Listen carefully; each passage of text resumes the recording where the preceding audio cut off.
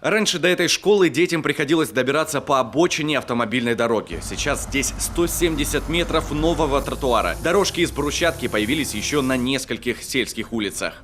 Были проведены работы по малым проектам до 300 тысяч рублей. Это на перекрестке, где у нас светофор возле центрального моста.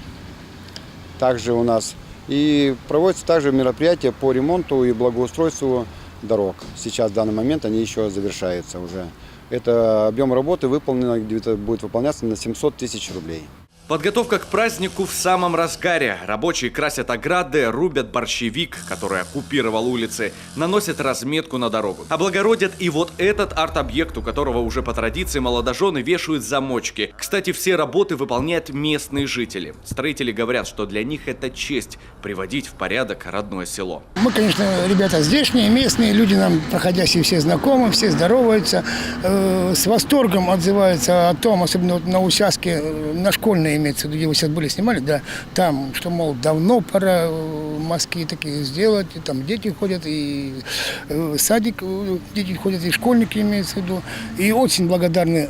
Появится в селе и новая арт-площадка. Сейчас там заканчиваются косметические работы. Что сейчас скрывается под этим полотном, стоит только догадываться. Но судя по просвечивающим через ткань очертаниям, будет это какое-то животное. Но если серьезно, нам уже раскрыли секрет. В Доме культуры рассказали, будет здесь стоять главный символ района – медведь, и причем необычный.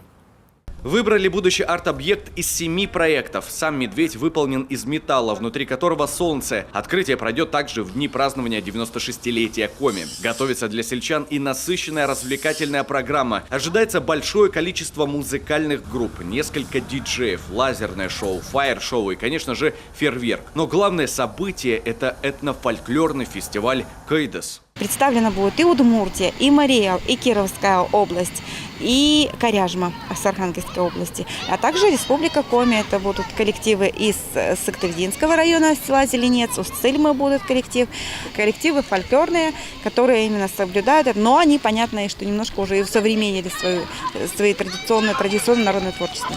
Гуляния на главной площади Визинги будут продолжаться, как и по всей республике, 3 дня. И каждый день сельчан будут ожидать новые сюрпризы и новая развлекательная программа. Евгений Ершов, Антон Ворожищев, телеканал Юрган, Сысольский район.